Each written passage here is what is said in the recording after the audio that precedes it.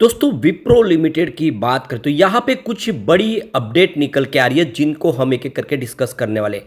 कल विप्रो एडीआर में भारी भरकम गिरावट हुई है। क्या उसका असर यहाँ पे हमें कल देखने को मिलेगा? वैसे तो आज ईद की वजह से हमारा बाजार बंद है, लेकिन कल इसका क्या असर होगा वो समझने की कोशिश करेंगे। जो इंटरनेशनल मार्केट से सिग्नल निकल के आ रहे, क्या उसका निगेटिव इफेक्ट देखने को मिलेगा?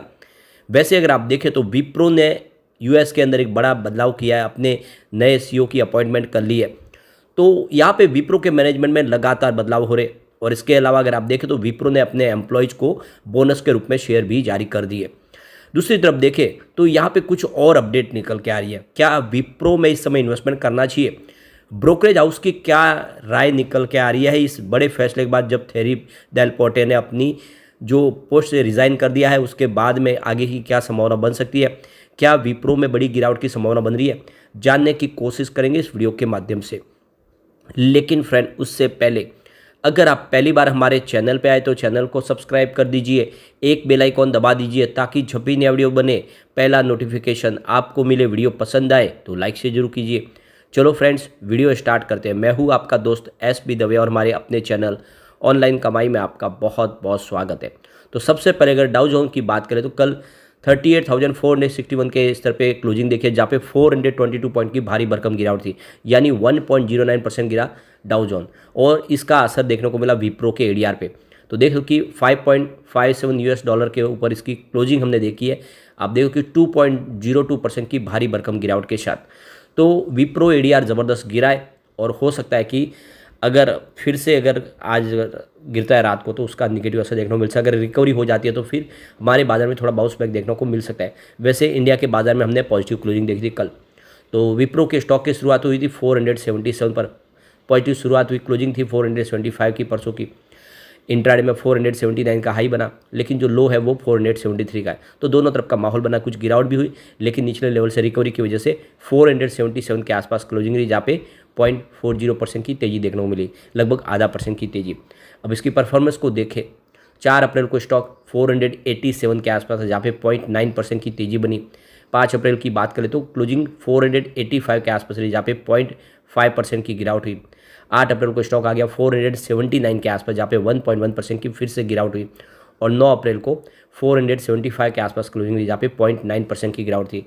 तो देख सकते हो कि लगातार स्टॉक दबाव में बना हुआ था, क्योंकि यहाँ पे थेरी डेल पोर्टे ने इस्तीफा दे दिया था। लेकिन कल उस पर ब्रेक लगा। आप देख सकते हो कि 10 अप्रैल को 477 के आसपास जो क्लोजिंग उसमें 0.3% की तेज़ी बनी।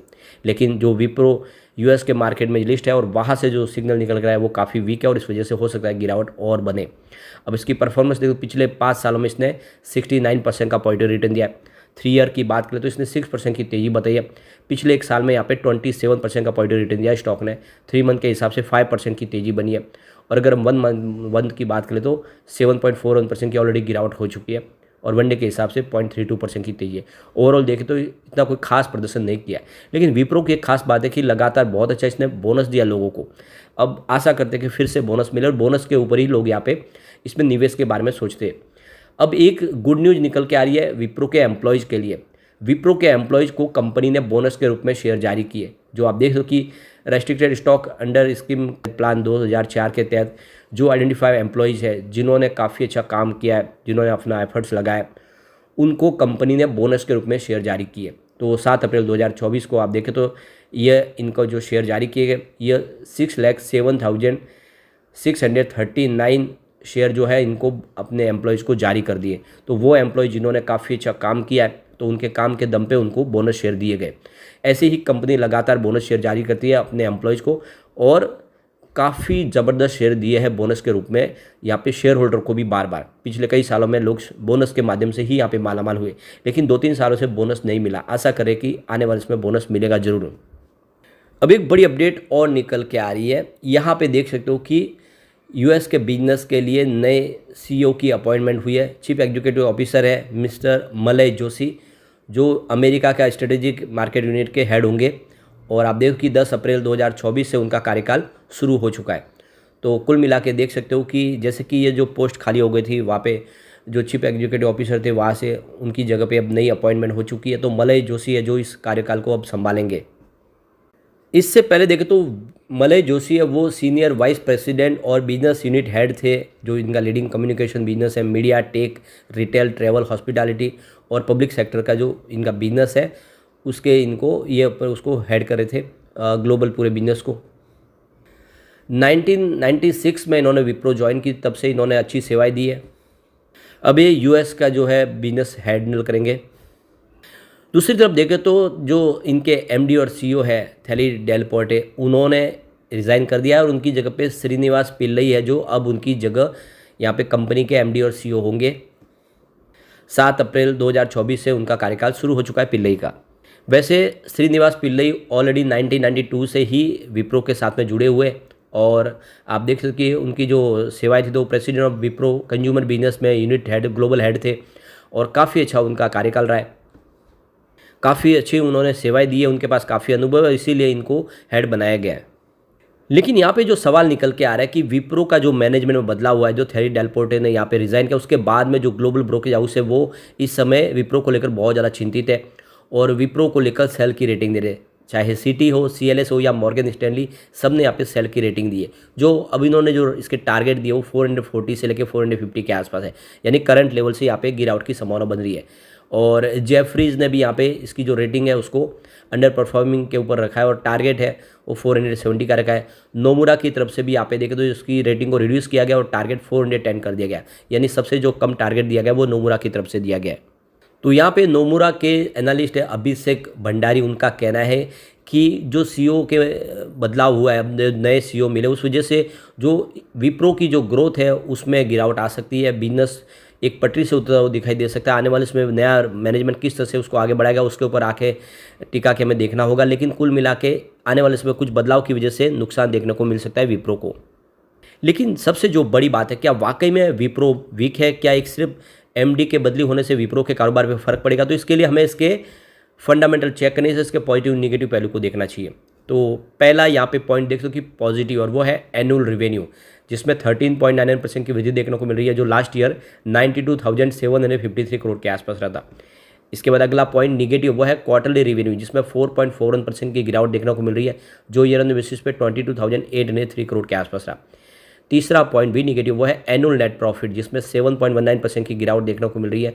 इसके बाद अगला पॉइंट फिर से निगेटिव वो है क्वार्टरली नेट प्रॉफिट, जिसमें 11.75% की गिरावट देखने को मिल रही है। इसके बाद एक पॉइंट और निगेटिव है स्टॉक की प्राइस, जिसमें 27.86% की वृद्धि है। तो देख सकते हो कि इसने कोई खास प्रदर्शन नहीं किया है। तो कुल मिला के देख सकते हो कि जो निगेटिव पॉइंट है वो इसके रिजल्ट को लेकर, रिजल्ट बहुत ही ज़्यादा वीक रहे और सिर्फ विप्रो की बात नहीं, दूसरी आईटी कंपनियों के रिजल्ट भी कमजोरी रहे, क्योंकि ग्लोबल रीजन जो है वो फेवरेबल नहीं है इस सेक्टर के लिए। कंपनी का ऑलरेडी ग्लोबल मार्केट में बहुत ज़्यादा कामकाज है और जब से इन्फ्लेशन की प्रॉब्लम शुरू हुई तब से देख सकते हो कि काफ़ी ज़्यादा इन्होंने एम्प्लॉयज़ को भी कम कर लिया है, नई अपॉइंटमेंट नहीं हो पा रही है, और साथ में जो रशिया यूक्रेन का युद्ध शुरू हुआ, ये सारे रीज़न है जो बहुत ज़्यादा इफेक्टेड कर रहे हैं बिजनेस को। लेकिन दूसरी तरफ इनके जो अंदरूनी अगर पॉइंट देखें तो वो काफ़ी मजबूत है, यानी कंपनी फंडामेंटली तो काफ़ी अच्छी है। क्योंकि देख सकते हो कि यहाँ पे अगला पॉइंट पॉजिटिव वो है प्राइस टू अर्निंग रेशियो, जो 22.1 है, lower than sector P ratio, यानी सेक्टर का जो पी रेशियो वो 33.42 है। तो इसका पी रेशियो काफ़ी अच्छा है इसके सेक्टर के मुकाबले। अगला पॉइंट फिर से पॉजिटिव वो है डेट टू इक्विटी रेशियो, जो 0.19 है, लेस देन 1 है। ये भी इसके लिए एक बहुत ही शानदार पॉजिटिव पॉइंट है। इसका मतलब इसकी जो एसेट क्वालिटी है काफ़ी हेल्दी है। एक पॉइंट न्यूट्रल बन रहा है और वो है रिटर्न ऑन इक्विटी ROE, जो इसका 14.61% है, जो एक नॉर्मल रेंज के अंदर से 10 से लेकर 20% की। इसके बाद अगला पॉइंट फिर से पॉजिटिव वो है म्यूचुअल फंड की होल्डिंग, जो इंक्रीज हुई है लास्ट क्वार्टर में। एक पॉइंट निगेटिव जरूर है प्रमोटर की होल्डिंग, जो डिक्रीज हुई है पिछले क्वार्टर में। देख सकते हो कि शेयर होल्डर को पिछली बार शेयर जारी किए थे। इसके बाद अगला पॉइंट फिर से पॉजिटिव वो है इंटरेस्ट कवरेज रेशियो, जो 18.97 है, हायर देन 1.5। इसका मतलब ये जो भी इंटरेस्ट पेमेंट है कंफर्टेबली उसको चुका सकते हैं, किसी प्रकार की कोई चिंता की बात नहीं। तो क्लियरली समझ सकते हो कि जो अंदर की जो सेहत है वो तो कंपनी की मजबूत है, भले ही रिजल्ट कमजोर हो लेकिन ओवरऑल प्रदर्शन अच्छा है। अब यहाँ पे निगेटिव पॉइंट पॉजिटिव पॉइंट की बात कर ले तो आपको यहाँ पे टोटल निगेटिव पॉइंट 5 दिखाई देंगे और पॉजिटिव पॉइंट भी 5 ही दिखाई देंगे। तो देख सकते हो कि मिक्स रुझान है, यहाँ पे एक न्यूट्रल पॉइंट है। लेकिन सबसे जो बड़ी बात है कि जो इसके जो पी रेशियो देके या फिर डेट टू इक्विटी रेशियो देके, रिटर्न ऑन इक्विटी देके, ये इंटरेस्ट कवरेज हो सके, ये सारे पॉजिटिव, और इसी से कह सकते हैं कि विप्रो मजबूत है और इसमें डरने की बात नहीं। अब एक बार हम इसके शेयर होल्डिंग पैटर्न को भी देख लेते हैं। तो देख सकते हो कि प्रमोटर की होल्डिंग यहाँ पे देखो कि सितंबर में 92.93% थी, जो दिसंबर में 72.90% हुई। अच्छी बात है कि कोई भी गिरवी शेयर नहीं है। इसके अलावा अगर आप देखें तो एफआई का इन्वेस्टमेंट काफ़ी अच्छा बढ़ा है, देख लो कि लगातार बढ़ रहा है। 6.32% की होल्डिंग थी जून में, जो सितंबर में 6.47% हुई और दिसंबर आते आते ये 6.70% हो गई। यानी एफआई लगातार इसमें अपनी स्टेक को बढ़ा रहे हैं। डीआई की होल्डिंग भी बढ़ी है, 7.55% की होल्डिंग थी जून में, जो सितंबर में 8.03% हुई और दिसंबर आते ये 8.12% हुई। तो डीआई भी लगातार हर क्वार्टर में अपनी होल्डिंग को बढ़ा रहे हैं। इसके अलावा म्यूचुअल फंड की बात करें, उनकी होल्डिंग भी बढ़ी है। 2.29% की होल्डिंग थी जून में, जो सितंबर में 2.79% हुई और दिसंबर आते 3.17% हुई। यानी लगातार म्यूचुअल फंड ने भी हर क्वार्टर में होल्डिंग को बढ़ाया। अब होल्डिंग किसी की कम हुई तो वह है जनरल पब्लिक की। 13.22% की होल्डिंग थी जून में, सितंबर में घट के 12.57% हो चुकी है, दिसंबर आते थे 12.28% हो चुकी है। तो जो जनरल पब्लिक है उन्होंने लगातार अपनी होल्डिंग कम की है, लेकिन एफआईडीआई म्यूचुअल फंड हर क्वार्टर में होल्डिंग बढ़ा रहे हैं। ऐसे में आपको डरना नहीं चाहिए, बल्कि निवेश करना चाहिए। लगातार बेहतर बोनस देने वाली ये कंपनी है, आने वाले समय बोनस भी दे सकती है। अभी अपने एम्प्लॉयज़ को इन्होंने बोनस दिया है, तो निवेश आपको करना चाहिए विप्रो में। जितना डीप में मिले स्टॉक को खरीदारी करें और लगे लॉन्ग टर्म के लिए इसको होल्ड करके रखें। आने वाले समय विप्रो आपको मालामाल कर देगा। लेकिन फ्रेंड, कोई भी इन्वेस्टमेंट करने से पहले अपने फाइनेंशियल एडवाइजर से बड़े ले ले या अपना खुद का रिसर्च करें, क्योंकि मैंने वीडियो आपके एजुकेशनल पर्पज़ के लिए ही बनाया। वीडियो पसंद आए तो लाइक से जरूर कीजिए और चैनल को सब्सक्राइब कर दीजिए। Thank you friend.